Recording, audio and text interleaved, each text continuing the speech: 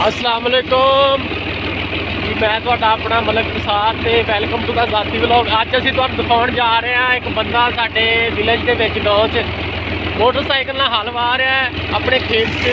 ते चलो चलदे आ जरा उत्थे चल के देखते हैं की नज़ारा। अज पहली बारी पंजाबी का काम उहदा की जुगाड़ है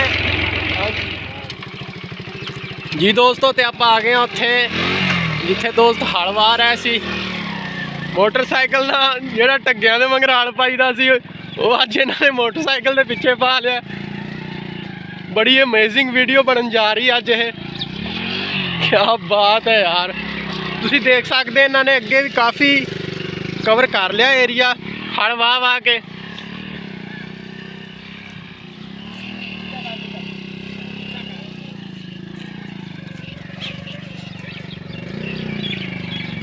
दो बंदे बड़ी मेहनत नाल आपदा जुगाड़ है जिहड़ा अज ये कंप्लीट करन जा रहे ने। ये साडे पाकिस्तानी पंजाबी ने जिन्हां दा जुगाड़ पूरी दुनिया च मशहूर है।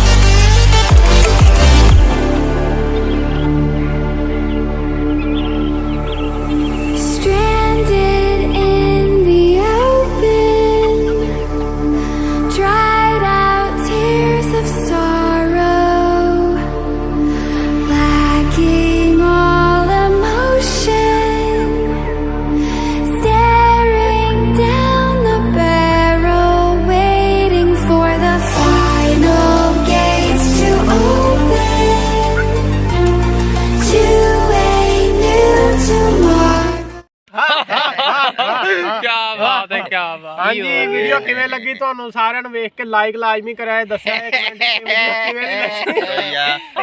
चैनल ਨੂੰ सबसक्राइब लाजमी कर देना साथी व्लॉग ਨੂੰ। बड़ी मेहरबानी।